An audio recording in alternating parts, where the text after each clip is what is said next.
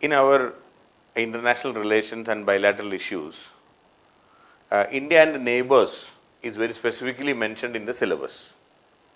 And in this context, India-Pak relationship, India-Pakistan relationship is a very complex one, and it's very important for us. In fact, if you open any news channel or any newspaper, half of the space is occupied by this Indo-Pak relations, and a lot of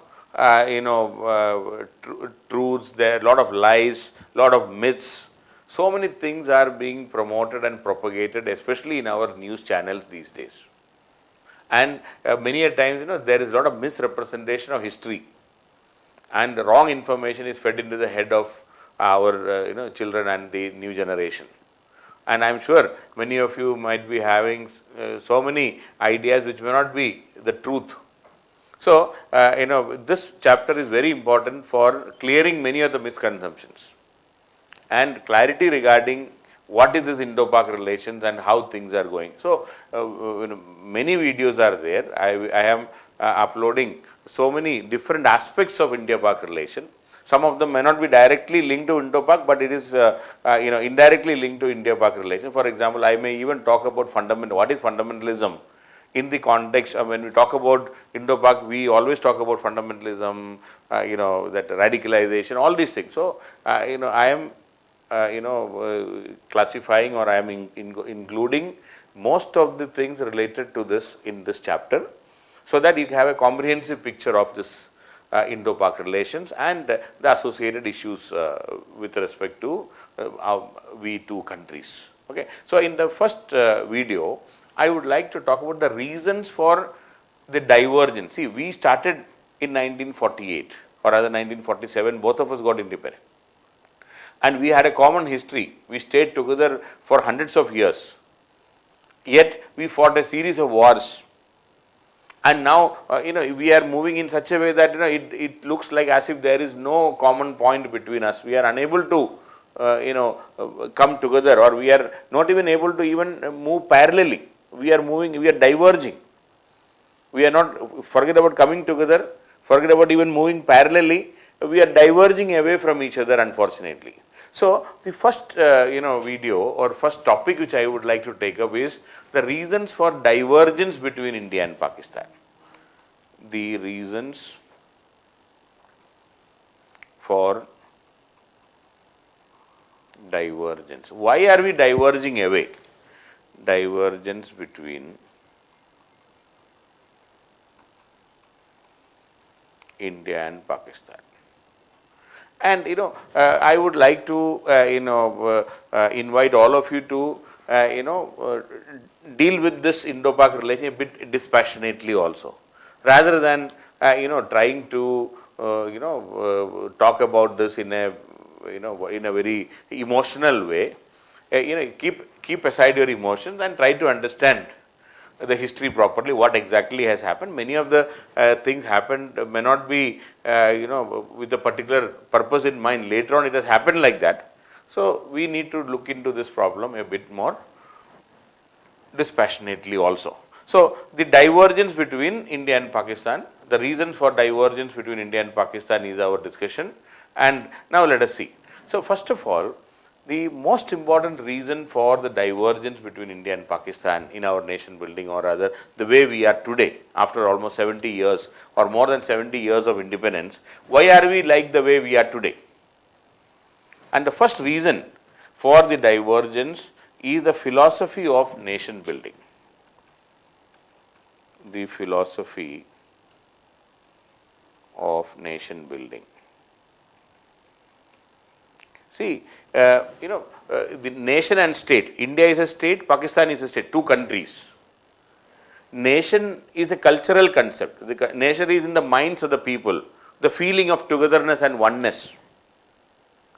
That, we both of us would like to create a nation state, India as a nation state, Pakistan as a nation state. The people of Pakistan should feel that they belong to their country, and Indian should feel we belong to us. So, that is the philosophy, that feeling of togetherness and oneness. So, that is the nation building process, the philosophy of nation building we are talking about. See, for Pakistan, the single point agenda of nation building is religion. The unity of the people who follow Islam. The unity of religion. Religion is the single point agenda. So this is the one of the two countries in the world which are created in the name of religion. See, one is Israel, another is our Pakistan. Pakistan was created for Muslims. So religion, the single point agenda is religion. Religion is the philosophy. Religion and Islamic unity. The Islamic unity. See, in fact, the Pakistani leaders or the Muslim League leaders during the freedom struggle or just before that, they were talking about two-nation theory.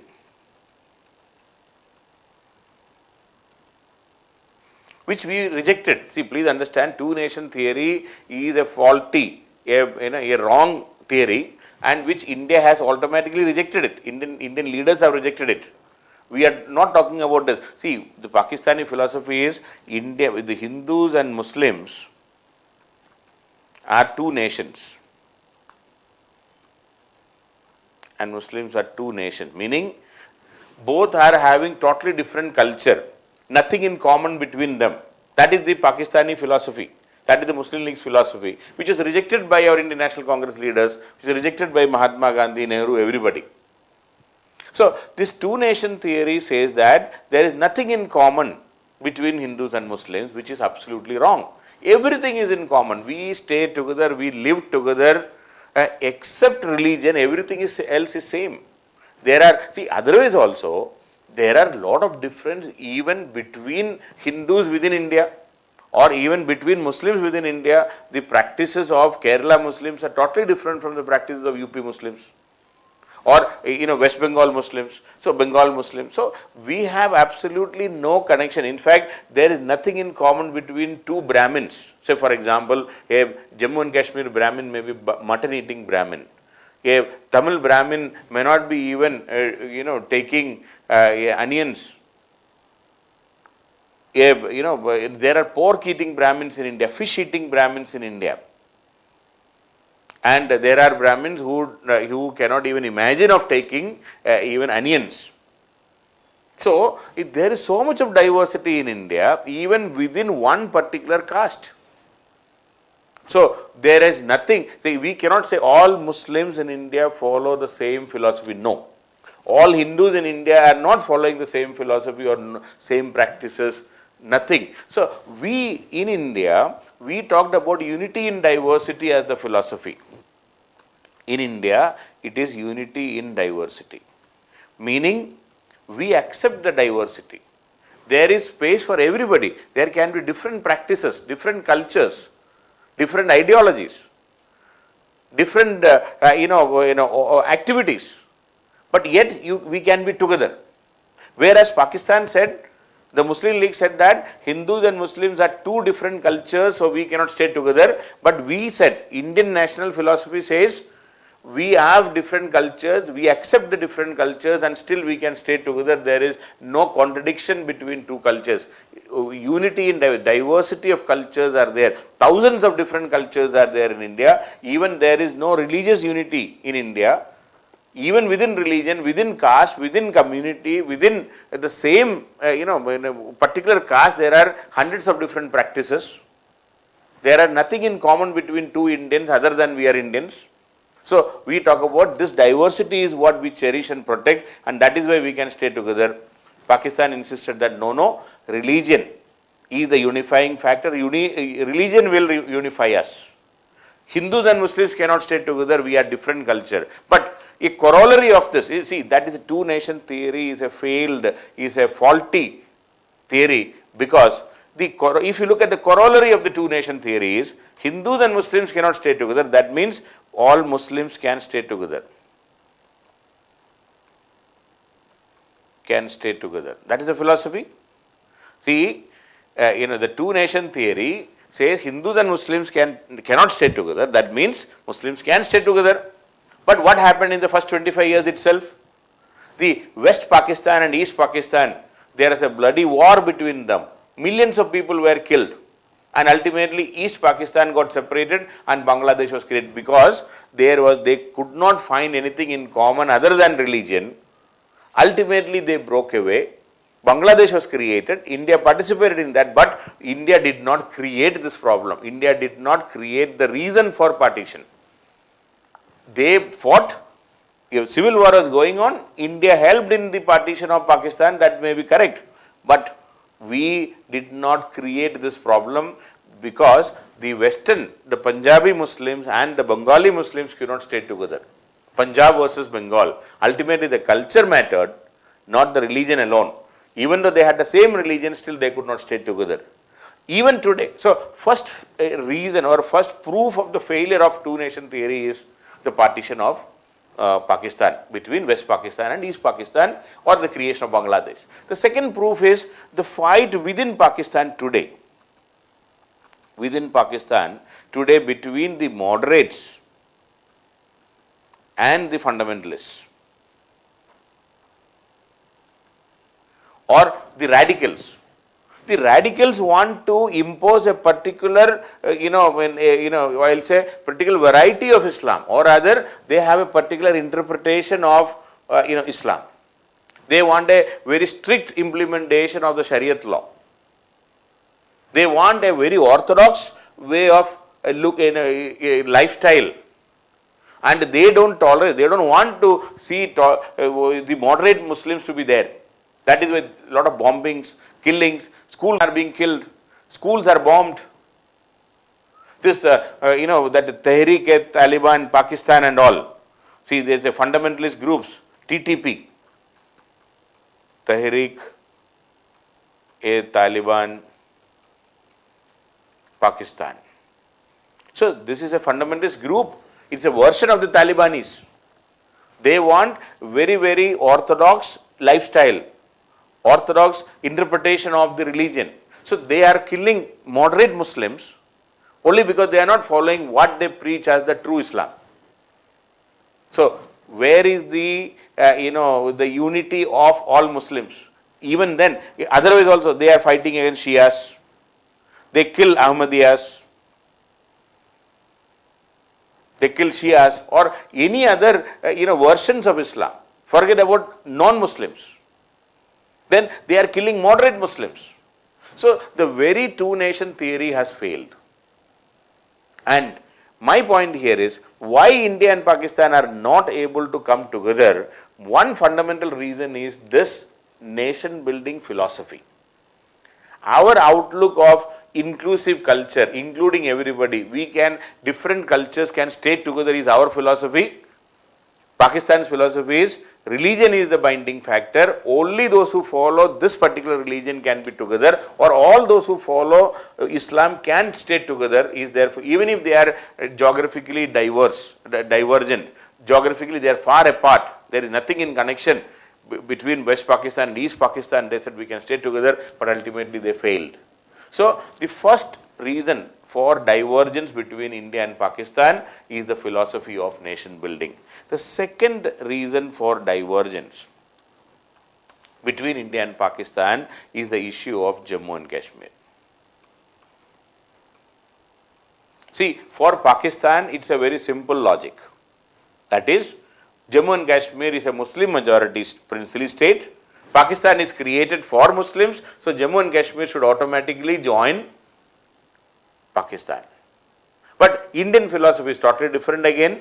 India is only, even legally, even morally, we say princely states are free to join either India or Pakistan. Princely state of Jammu and Kashmir joined Indian Union under its free will. It signed instrument of accession, which is ratified by the British Parliament. They are free to join either India or they joined. Legally they joined, and even culturally also, Jammu and Kashmir people are having a moderate Islam which is followed not the way Pakistani, that Orthodox Islam being followed. They have a different philosophy. They are free to join. They joined Indian Union, and for India, Jammu and Kashmir is a symbol of our unity in diversity. A diverse culture. Religion is never a factor. We never created India as a Hindu state. India is a secular state. There is no state religion. Religion cannot be a factor. So, joining or Jammu and Kashmir is a major issue. Even today, Pakistan's main obsession is with Jammu and Kashmir, and there is no congruence between India and Pakistan in this regard. All the fights are in Jammu and Kashmir or for Jammu and Kashmir even today. So there is an issue of Jammu and Kashmir which is diverging us. I will be talking elaborately about Jammu and Kashmir, but right now, please understand, Jammu and Kashmir is a major issue. For Pakistan, it's a Muslim majority state who automatically should join, but that is not that simple. It's a princely state who willingly joined Indian Union. And Indian philosophy is unity in diversity. Number 2. Number 3, why we diverge, especially in the initial years, especially during the Cold War era. During the Cold War era, a major issue between India and Pakistan was the superpower rivalry. See, even though both India and Pakistan, pledged for non-alignment, both of us, vowed for non-alignment, India was more comfortable and happy with the socialist friends. We slowly moved closer to USSR. India moved closer to USSR. But Pakistan, because of their antagonism or other opposition with India, they automatically went to the US, and because of the superpower rivalry, Pakistan was accommodated in the US fold. May not be a frontline state and all, but definitely the US was willing to accommodate Pakistan mainly because India has moved closer to USSR. So this superpower rivalry played a very crucial role in our divergence. And in late 1970s, in 1978 rather, USSR installed a communist or a socialist communist government in Afghanistan. So to fight against the communists in Afghanistan, US started using Pakistan, or Pakistan became a frontline ally of US.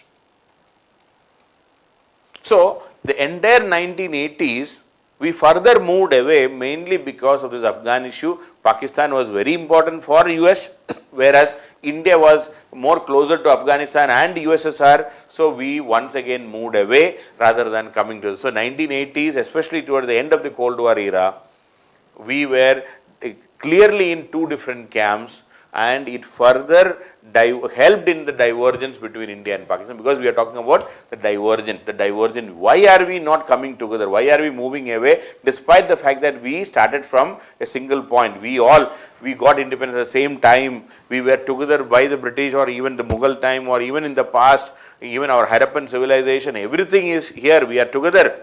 But still, why are we moving away? One fundamental reason is the superpower rivalry also. A fourth point I would like to add. Now, a very important point of late, the last 20 years if you look, or maybe 30 years if you look, the issue of terrorism and Pakistan's handling of terrorism, or Pakistan using terrorism or other terrorists for their proxy war. See, they don't want to fight a direct war with India, but they want to have a shadow boxing, a shadow war, a proxy war. They have identified that the terrorists can play. I mean, they still believe, Pakistan still believes that these terrorists and fundamentalists, especially the religious fundamentalists, they would like to use this terrorists and fundamentalists as a tool in achieving Pakistan's foreign policy objectives.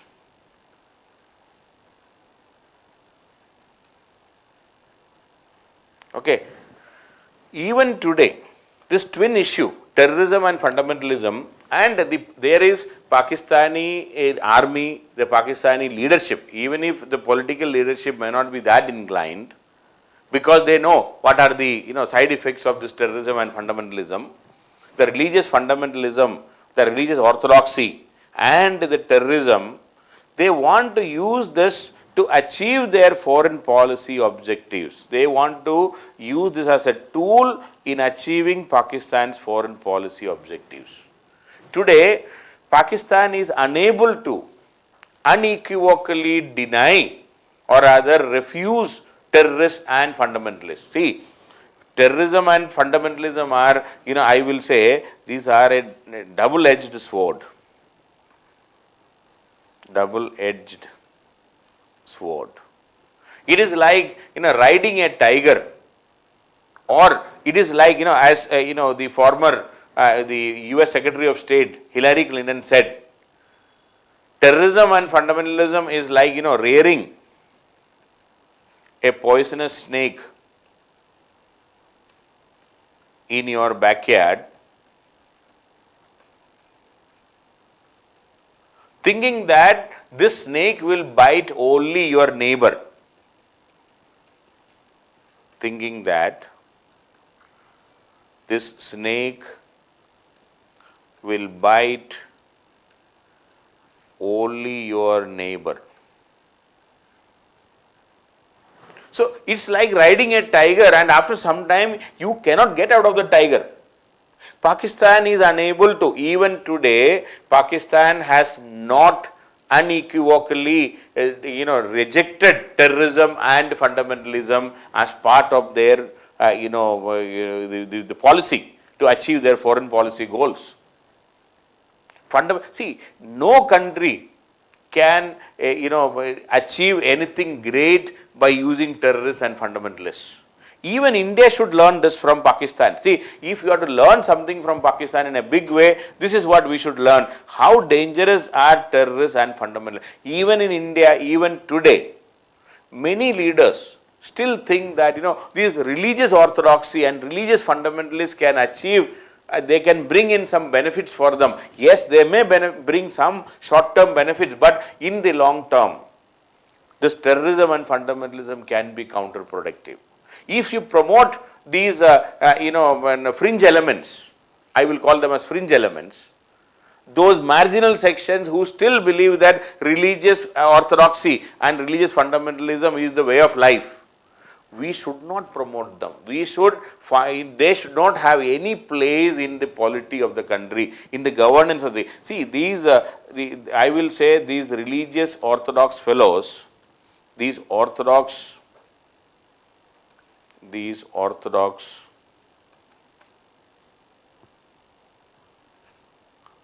religious fundamentalists should not have any space in the governance of the country. Should not have any space in the governance of the country. See, this is applicable to India also. If we are allowing some of these fringe elements to do certain things, the mob lynching, the Go Rakshaks, see, we should not promote such people. See, if there is a law, if somebody is violating a law, the law should take its own course. If somebody, if cow slaughter is banned in a particular state, and if somebody is slaughtering cow, they should be arrested by the police, or they should be handed over to the police. Police should take action. Mobs cannot take action. The Go Rakshas cannot take action. The lathi wielding youth cannot be the protectors of cows. These are the kind of fundamentalists. It will promote lawlessness. And today, if the government is not taking action against them, tomorrow they will expand their horizon and start doing much beyond what they are allowed to do. Or in a free society, in a democratic society, they can violate the rights of other individuals very easily. There may be some immediate political benefits, but there cannot be long-term political benefits out of it. And it can only be counterproductive. It can be disastrous for the country. Pakistan is already facing that problem because they promoted this fundamentalism, this religious orthodoxy. They even allowed this to come into their army, Pakistan army. General Zia-ul Haq, when he was the Pakistan president, Zia ul Haq, when he was the president of Pakistan during the 1980s, he promoted this religious fundamentalism even into army. They allowed religion to come into play in army also. And in the end result today is, even the Pakistani army has become, religiously motivated, which is very disastrous for a country. So today the Pakistan's inability. So what is it? Terrorism and fundamentalism, or Pakistan using this as a tool in its fight against India, in its propaganda against India. They are trying to use this as a tool in countering India, which is very, very dangerous. India is a secular country. India should not be doing it, but Pakistan, when it is doing it, that is the reason why we are not able to come together. So we are talking about, now the topic here is the reasons for divergence between India and Pakistan. 4 major reasons I have identified. One is the philosophy of nation building itself. Number 2, the issue of Jammu and Kashmir. Then number 3, the superpower rivalry. And number 4, the issue of terrorism and fundamentalism as a foreign policy tool to achieve their goals, which is definitely counterproductive. And these are the 4 reasons why both India and Pakistan are moving away rather than at least moving parallelly. Forget about coming together. So that is about the first topic.